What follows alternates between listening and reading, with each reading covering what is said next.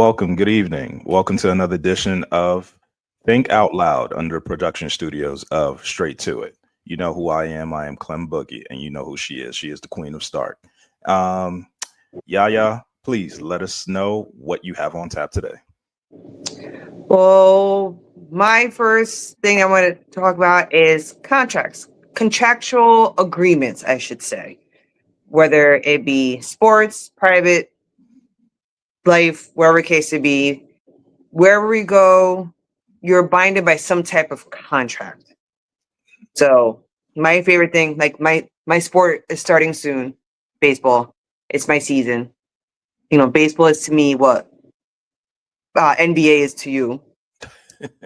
But you hear, especially a lot in baseball, some of these outlandish contracts. Like I am a Mets fan. Please keep the comments to yourself. However, a Mets fan, and then everyone knows about the Juan Soto, like eternity contract that he signed. Right. And I'm not the biggest fan of these huge contracts. Hmm. What in sports, no matter what the sport is, anything can happen. Injury, baseball strike, which I think they're due for next year, a new agreement. Like Right. anything can happen. Test a long term contract for a player that is still young, fairly new. So then that aspect, like, oh, he has a long time to play. Right. A lot of things can happen in 10 years. Like, who else had a big contract? Alex Rodriguez had a huge contract. Yeah, I think if I'm not mistaken, he's the one that kind of introduced it via his agent Scott Boras at the time. And Yes, he was the that, first, I think, 10-year contract that was yep, like ridiculously long. And then that's a how was brand. his career? Started okay, and then kind of took a dip, but he was in the contract. So they were kind of stuck with him in a way because they put in those contracts where they can be traded, not traded. You got to hold on to me and deal with it type of thing. Those clauses are in there. Right. Then we have Mike Trout, who's hurt year, Right. every year. But he got one of his contracts. He still gets his money, and he barely playing. Not a fan. Not a huge fan. It should be at most like a 5-year gap, and that's it. It's too much, especially baseball. It's a very long season, Right. hugely long season. There's a lot of travel for baseball between here, there, everywhere. It's People think it's not stressful, but between traveling, packing, like it is a lot. That's a it's a long season. I'm not a fan. Whereas I was before that, I don't remember seeing those huge contracts like that in NBA or NFL. Like lucrative, yes, but not long. Granted, each have their own injury component to it, but it's a lot. Like Yeah. you will know NBA more than I do. Yeah. I guess for me, I think I'm turning into one of those old, the old folks. I have obviously people calling me Unc and stuff like that now. But I think when I look at contracts across the board when it comes to sports, is that it's just not the same. Like I get it, like technology and everything else has advanced. I think we've moved into a different realm of how not only contracts in itself, but business infrastructure overall. How it is because now you have a lot more sponsorships. You have a lot of invested interests, outside interests. You have liquor companies, obviously. You have clothing companies. It just they run across the whole board. So you have like the prominent, you have the Nikes, you have the Adidas, you have the Reebok, you have also the small upstarts.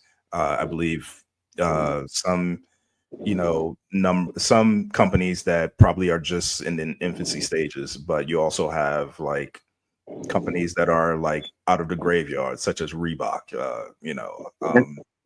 What else is there? Puma, and the list goes on and on and on.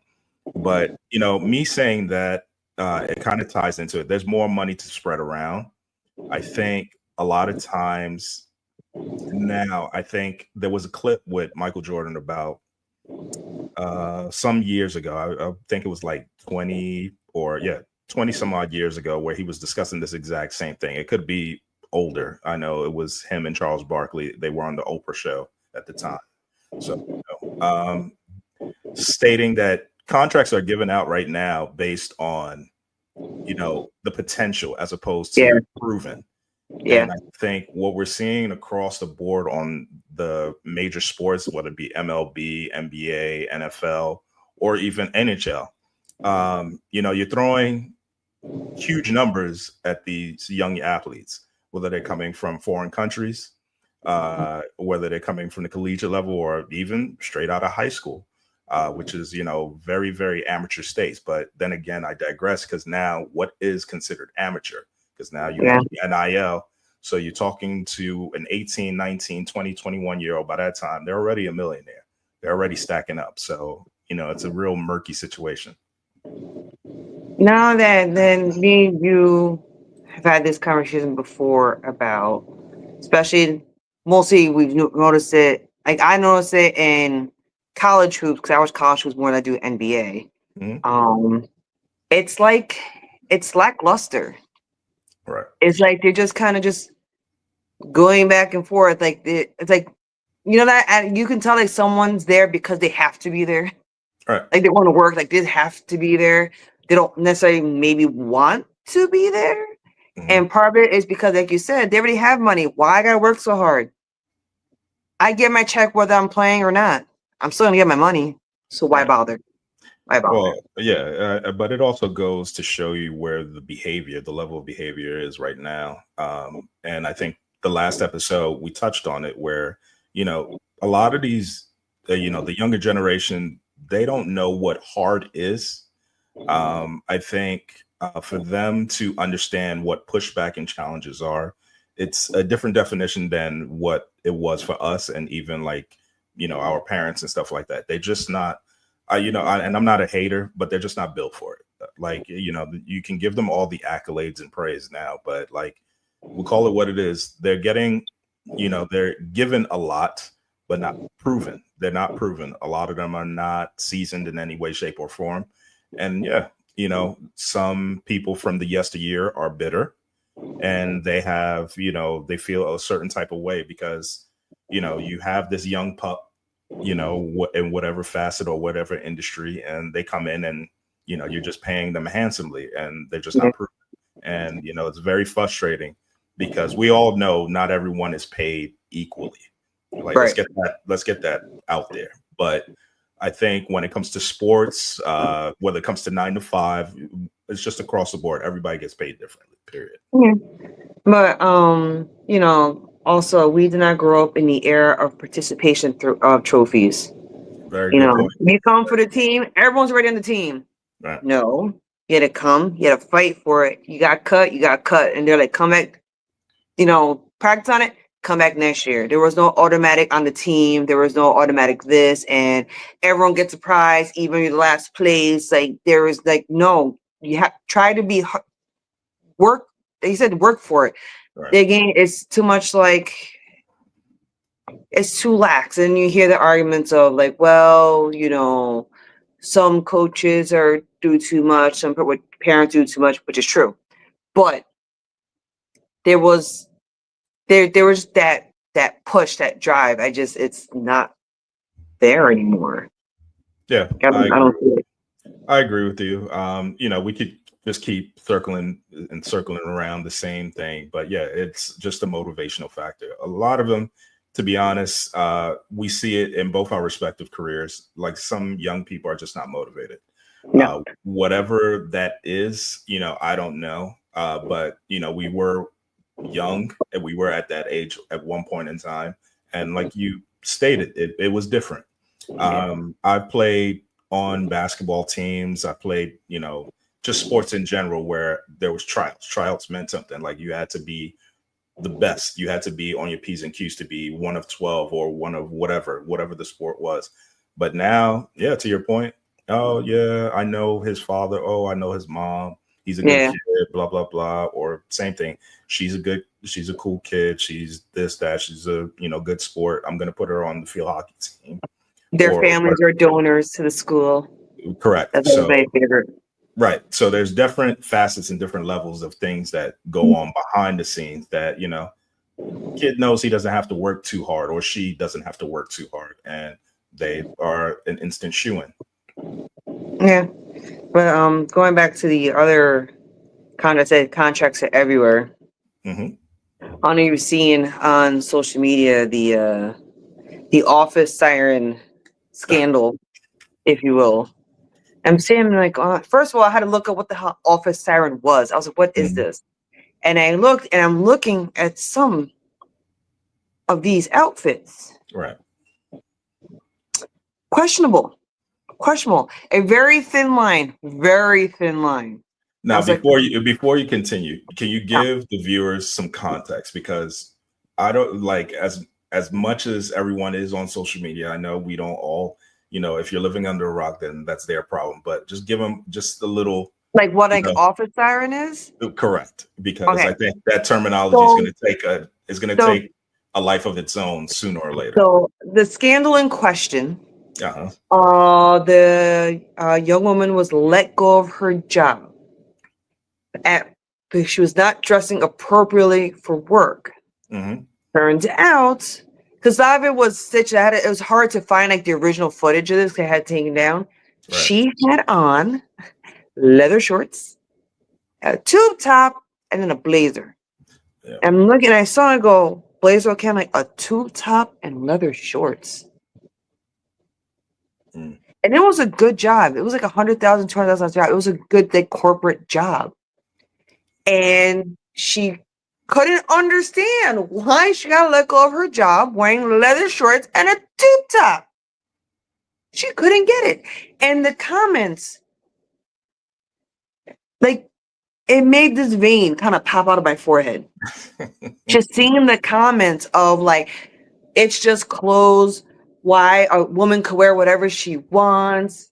And I was like, no, there's a time and place for everything. Right.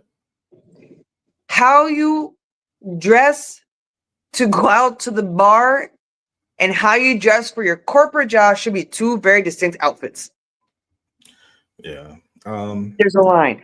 I I couldn't get it. And a lot of people were saying they shouldn't be able to fire you for your clothes, blah, blah. A lot of people were saying, I guarantee you her job had a dress code. And when she signed her paperwork, she signed, I am abiding by this policy, blah, blah, blah. right. And she signed it. So like, no, she signed it. They were like, you signed it. It says it right here. You could have looked it up. Right. What I think now, what we're, kind of faced with, at least not us. We're not like in any way, shape, or form decision makers in, our respective places of businesses. But I think it says a lot. I think a lot of people are taking, I know I might get flack for this hyper independence behavior that, she or he is allowed to do whatever they want to do, just as long as it's not causing harm to the next said person. Or if, you feel distracted in some way, shape, or form, then it's a you problem. It's not necessarily that person's problem. Like, I think the verbiage is getting lost, and it's getting very convoluted and confusing for a plethora of people. People Like, aren't just used to being told no, and that's the problem. oh yeah, it's very obvious day after day, especially as we stated already. If you're on social media in some way, shape, or form, you're not starting, but you've become somewhat immune to the outlandish behavior. It's almost expected at this point in time.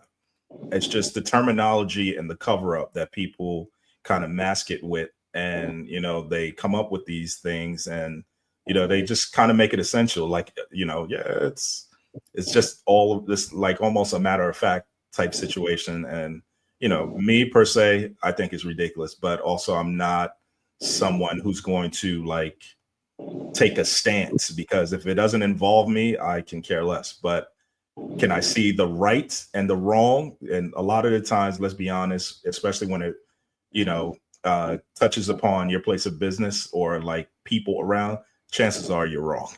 There's not a whole lot of right behind it. But Every job I've had, even in jobs that wore a uniform, We still had to wear uniform a certain particular way. We still had a dress code. Right. And I was a teenager. I don't know, when I watched it, I'm like, okay, like what?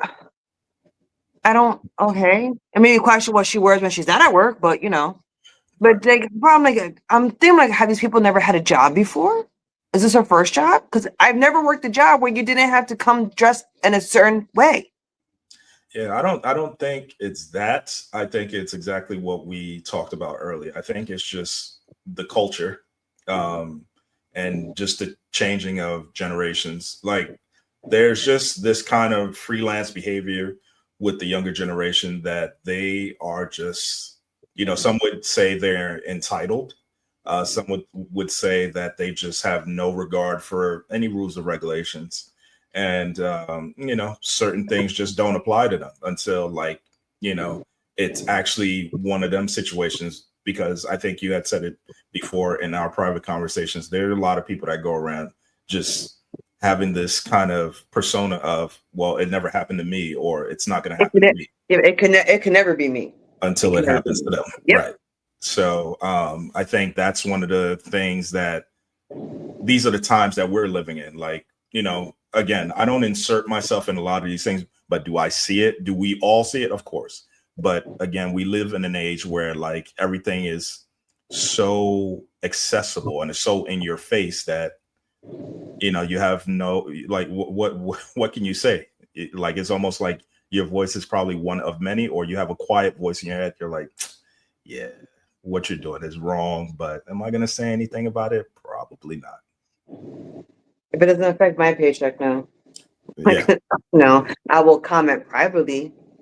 I will text my friends, go, did you see what this girl's wearing? That's about it as far as it goes. Definitely. It provides conversation, and which is why it helps us to, broach a topic like this, especially this evening, and, possibly to the end of time. But yeah, but with contracts, and I think you alluded to it, we, even leading to office siren, which God help us all, what that's going to happen. Contracts can stem from anything. Obviously, each of us have signed contracts in our lifetime. You signed a lease, which is a contract. You signed a contract when you buy a car, lease a car, whatever, insurance, same thing. It's contracts all over the place. I think the problem, or I shouldn't say the problem, the challenge is that, people obviously don't read the fine print, or they feel like certain aspects of that said contract don't apply to them, which becomes a humorous thing, because that's the same said action, clause, or whatever the case, however you want to classify it, that comes circling back to bite you in the ass in the end. That and just assumptions too. Right. That someone, they might read it and they think it's so trivial. They're like, "Oh, they're not gonna really get that upset about this and this," and then they are. Right. So But that's part of it too. But there's also different types of contracts. There's verbal contracts. There's handshakes, which for some reason, are contracts, and I respect it. But they come full circle. They're relationship contracts. We call it marriage. There are other binding contracts that are out there. There are contracts galore all over the place. But I think what's most important is understanding what you sign, because I think there's a lot of time people just kind of glaze over what it is that's in front of them, or even what they experience, and just take it for face value, and just like, I'll deal with it when that time, when it happens. Yeah. When the time comes. Correct. So I have a personal question. Do you, with your friends, do you feel that is a contract? Do you have a contract with your friends? How would you classify that? Do I have a contract with my friends? Do you have a contract with your friends? In what respect? I don't know. I think you guys, Hmm. like you have one of those, I don't want to say sisterhood. I don't want to be rude or anything like that, where people are going crazy and try to bite my head off. But I think it's one of those things where, like, you hear people with the different cliches. I'll never tell that person's secret. I'll always have my homegirl or homeboy's back. I will always be there for that person. Even if they call me at 4 a.m. in the morning talking about they hate the world, call me and we'll figure it out. I don't know. It's not. I guess you could say it's like a handshake contract. There are, I would say, assumptions and expectations in my friendship. Right. But a lot of that too comes as the friendship goes. Right.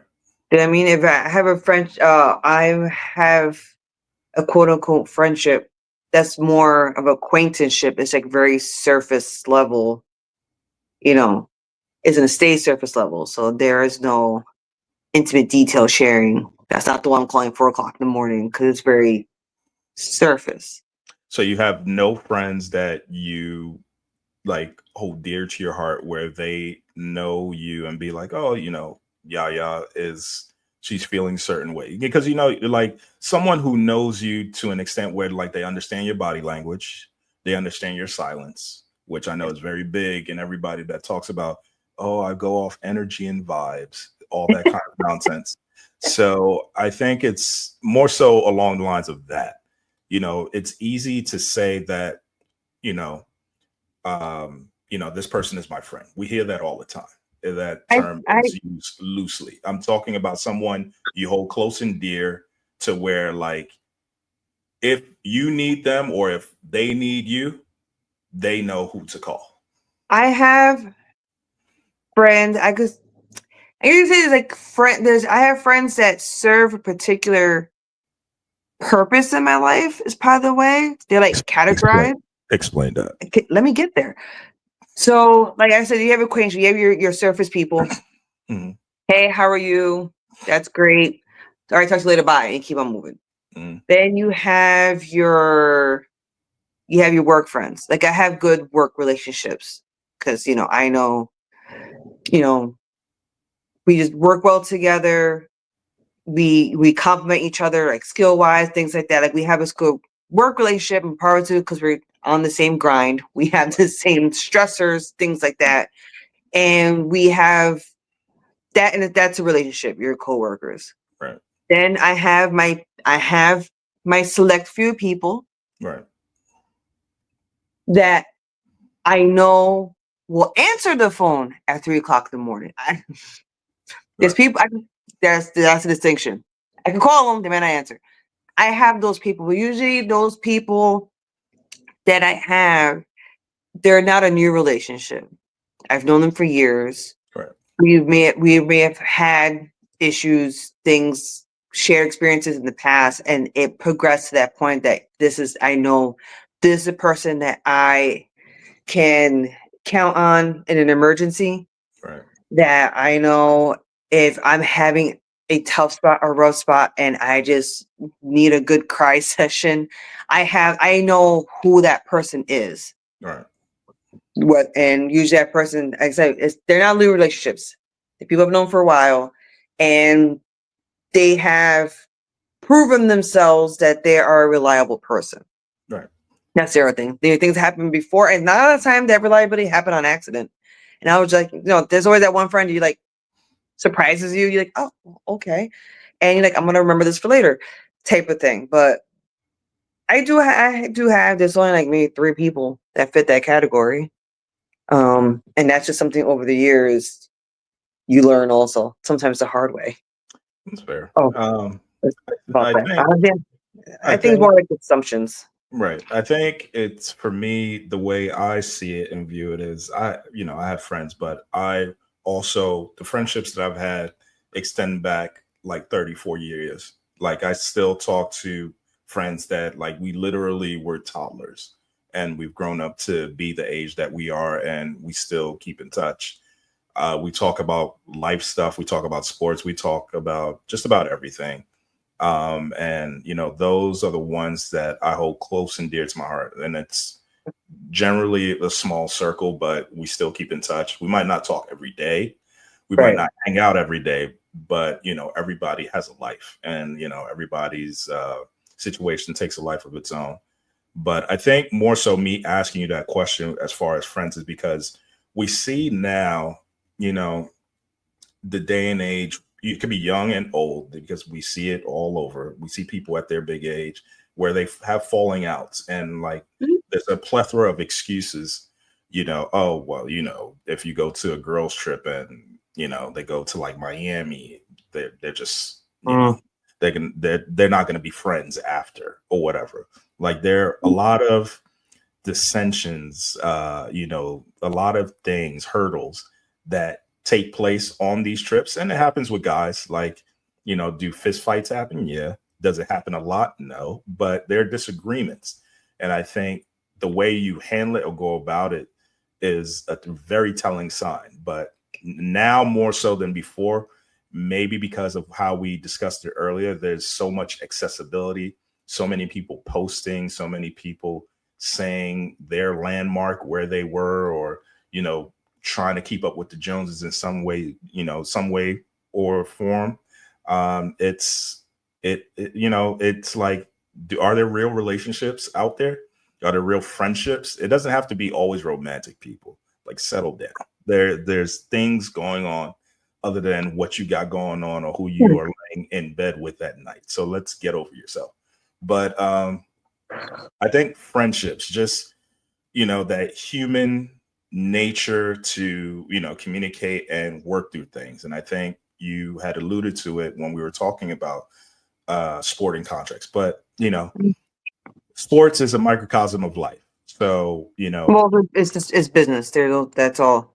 right. But, That's a business venture. this is the human side of it more Yeah. so than anything. And I think that's the part that gets lost, because I don't think a lot of people are capable of turning that switch off, in the sense of like, I have to, when I'm talking to Yaya, I have to, talk to her this way or handle the situation because she knows me this way. I think the young people call it code switching or whatever the case may be. So whatever, but I just call it common decency, because you said it before, every friend serves a purpose. Everyone's approach is different. And, yeah, I just wanted to know more so your perspective on that, because I know for being a man and woman, it differs. Obviously, It's different. Yeah. it's, how our interactions or how you interface and things like that, it's going to be different across the board. So for females, what does that look like? Like, when there's a disagreement or something like that, like the effort to repair it or the effort to hold a grudge. I've been there. I have sisters. I have my mom.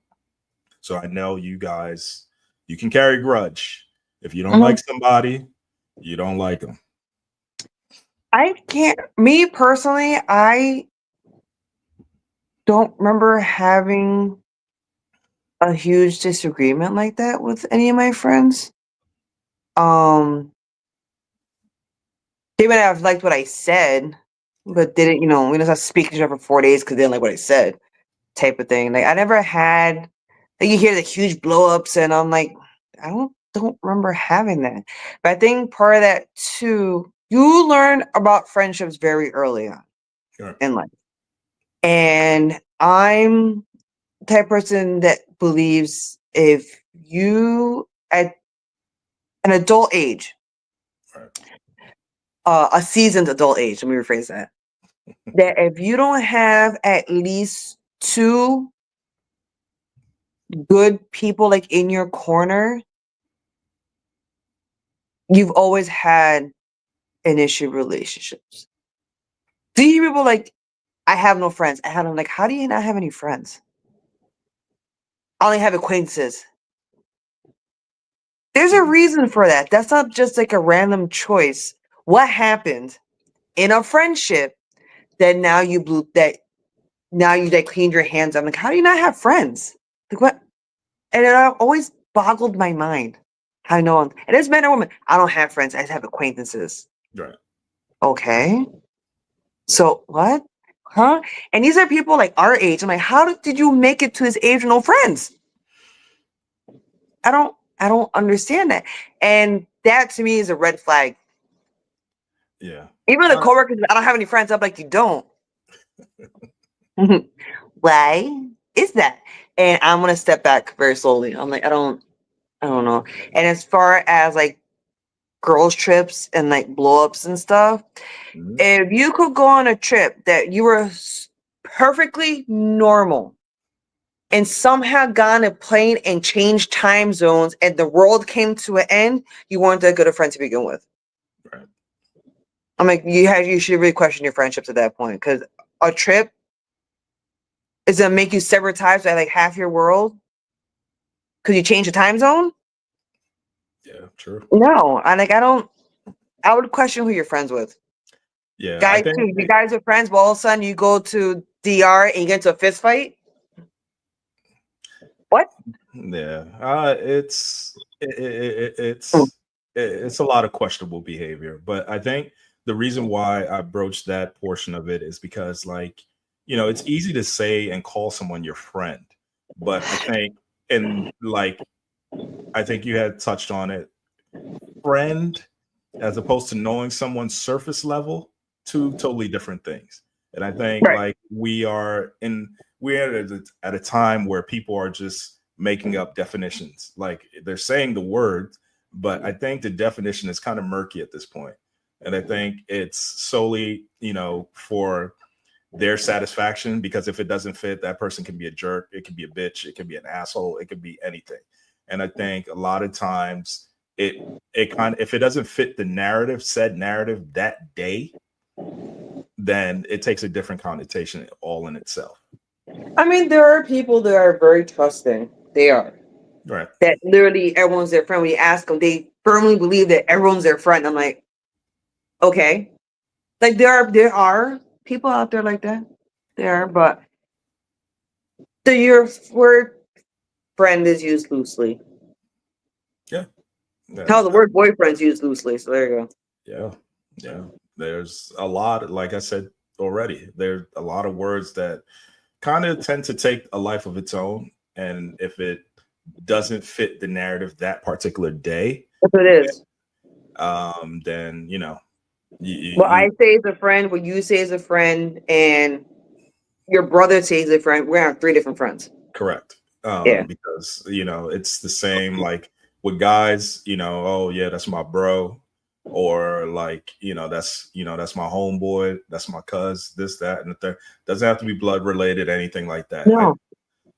I think with guys too, this has been my observation. Usually guys who say, yeah, that's my bro or whatever, for I've noticed it's more of a time span thing.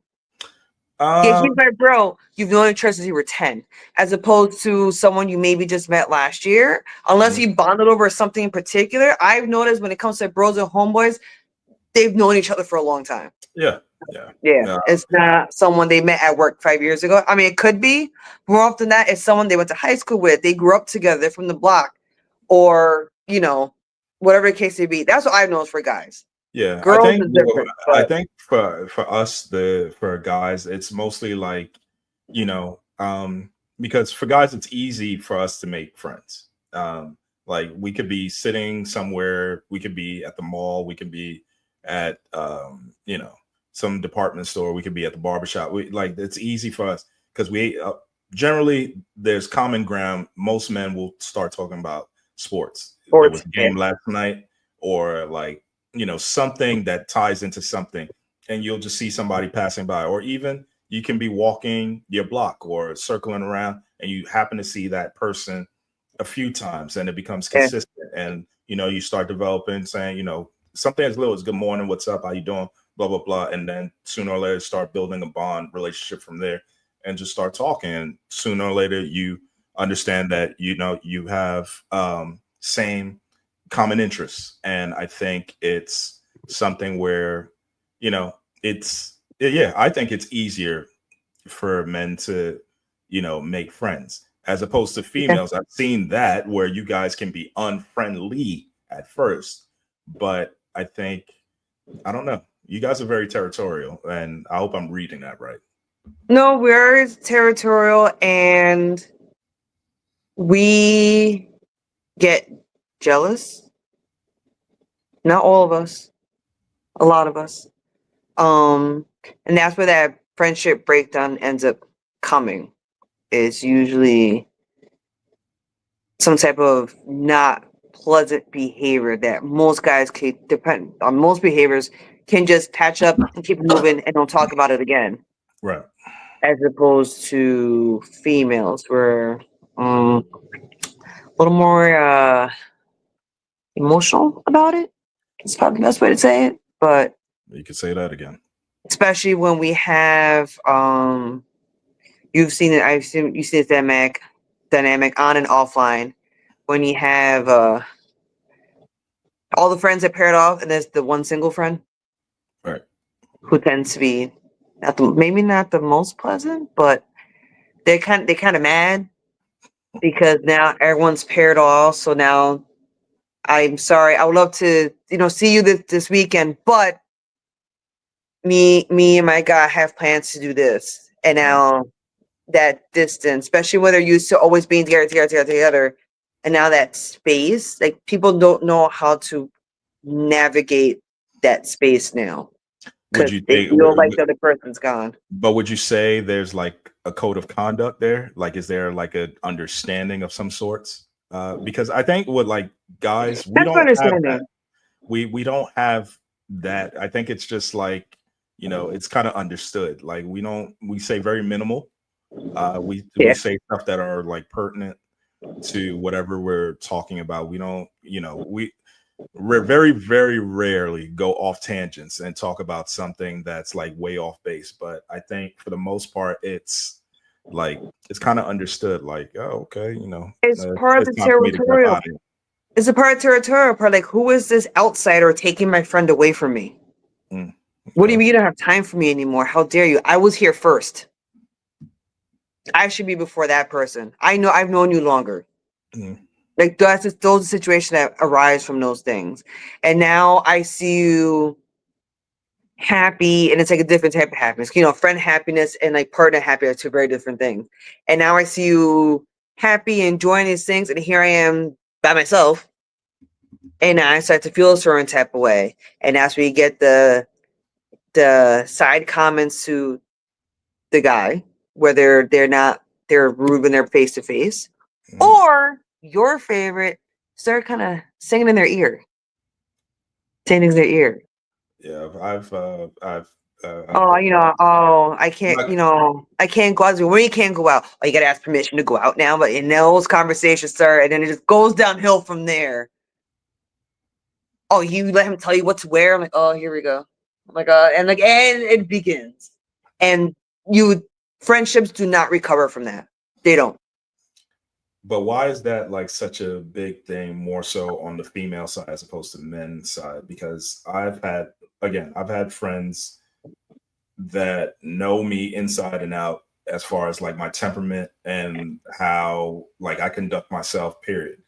I think with females, I think from what I observed, I don't know the inner workings. Obviously, you are a female and you've probably experienced some of this, but like the second you guys get into a relationship or like I think you had touched on it, like have other friends that serve a different purpose or whatever, there's that like I don't want to say bitterness, but slight change in Animosity. behavior, Mhm. that tends to clash and ultimately turns and rears its head into something that didn't need I to be anything. I don't know, because in my friend group, I am the single one, and yet I still have all my friends. Like I don't know where that comes from. Does it suck? Yes, it does. But I'm not telling any of them what. No, Right. I don't know where I've joked around like I am the single friend. So I see my friends like once every 6 to 8 months because they all got things going on. But I never had. I don't know. Like I don't know. And when we were younger, we're all of us were single at some point. Like there's a kind of one around the group type of thing. Right. But there was never that, who's this guy? Like, where is she? Oh, she was so again. Like, I personally have never experienced that. That's probably we're all still friends. But I do not have an answer for those weird friendships. 'Cause I think those friendships are weird. I agree. It's like It's weird. they have. It's like their spouse is cheating on them. Like it's very weird. Yeah, you hit it right on the head because that is the word that's usually validated in all that, and somehow or another, it's like I don't know this person and why are they so invested in what you and me got, and It's weird. it Like just if I'm a good friend to you, like I want to see you happy. I want good things to happen to you. right. Hmm. You know, like all their children are my nieces and nephews. I don't have any of my own, so I spoil them, get them the loud gifts because I can do that. Um, but I'm not. I never held that against them. Like, how dare you have a child? Okay, I'm happy. I'm like, cool. Someone else for me to play with. I don't know. I don't know. And I think part of it too is that I think that friendship was never didn't have a good foundation. Is probably the way to say it. I want to say it wasn't a strong friendship, but I don't think the foundation was laid correctly. Because if Yeah, you're gonna get that mad, there was a dependency there that was never addressed. Because being very dependent on a friend, like your friend was your crutch essentially. It wasn't. You know what I mean? Like I don't. That's the only way I could think about it. yeah. I mean, it's not something we're gonna be able to resolve anybody's issues right here, then and there, or whatever the case may be. But No, it is we'll just something get play it out on social media. correct, which is 10-part series. that's where everybody tends to quote unquote live their life. What do you have as far as closing us out, Miss Yaya? Well, like I said, I hate this time of year because I'm in between sports and it drives me crazy. So I'm excited for baseball season. I'm excited for opening day. I've never been to opening day before. I'm looking forward to it. Um, yeah, it is my season. I am happy. And me and my friends, we're cool. Very good. For me, it's I don't know. It's kind of ebbs and flows for me. A lot of people who know me know I'm kind of into sports, but gambling and things like that. I haven't been doing it because sports, to be quite honest, the last couple months have just turned into one big soap opera. And I feel like sometimes it's orchestrated to the point where whenever they have these challenges, whether it's in football or challenges in basketball, I'm like, okay, like who's going to benefit out of the fix? Or did Vegas call? Or did someone threaten someone for some point shaving? Or it must be someone that threw a huge lump sum of money around to make the game look a bit more interesting than what we already knew or kind of foresaw what the outcome should be. People would say, no, there's no such thing as that. But then we have the Tank Davis fight. That was a sham. Oh yeah, please. We had the most recent NFL season, a lot of debates about officiating Big time. in Vegas. Yeah. So people can say like, no, there's not, and they're like, but we see it in real time. You're like, are you sure? Because they can't be. I'll give you one or two coincidences. I can't give you a season's worth. That's something suspect. Yeah. I mean, all in all, it is what it is. I think we live in a day and age where like everyone's attention span, believe it or not, it's probably what 7, 8 seconds at best. So do I I'll give you a expect good six. yeah, I don't really expect people to really take a deep dive into what's going on. But with that being said, for me, closing statement I have is that listen, friendships, we both touched on it respectively. Like, listen, if you believe in it and that person's your friend, the slightest difficulty shouldn't break apart the foundation of the friendship. I think a lot of times people lack effort. I think that's probably the biggest denominator in dissension of friendships, the destruction of friendships, I should say. I All think a types lot of relationships. correct. Yeah. People just don't want to work in it. I Yeah. think a lot of people are fixated with. Again, I know people like to laugh and play when I say it online or whether I say it offline. Vibe and energy can't be the answer to everything. Like, let's get over yourself with that. I'll be honest with you. That kind of annoys me big time because when the people that use that as a quote unquote crutch, seek help. Okay. You are definitely part of the problem if you use that as your like driving force. Like cut it out. But with that being said, like listen, act appropriately. When you have a contract or something, like I said, you sign contracts with the bank, you sign contracts when you get a car, lease, a mortgage or whatever. Read what you sign. Most importantly, when you're at your job, pay attention to your surroundings because believe it or not everybody's happy that you're there. You might be new, you might be a wide-eyed, bushy tail. They're not happy that you're there. In case you haven't noticed, you'll know, and probably once you get off probation, if you're lucky. But other than that, heed to what's your surroundings look like, because if not, it's going to destroy you in the end, and then you're going to have a bad taste in your mouth of what your experience was, and you're going to take it into the next experience. Mm-hmm. But that was our episode for tonight. I thank Yaya again, providing the snarky level. She has to up the snarky. Trust me, ladies and gentlemen, she can go off. It'll get there. I'm just warming up. I'll get there. I will provide topics to antagonize. I promise you that. But other than that, everybody, have a good night. And once again, that is. Oh, also, please like, share, subscribe, share. I'm not asking you for money. I don't have a cash app. I work. I actually have a job. Yes, I'll be just fine. But share, subscribe. It's a little button that will arrive there somewhere. Press it. Please. I'm not asking you to do anything. Be greatly appreciated. Exactly. But other than that, everybody have a good evening. We'll pop in next time around. See ya. Bye.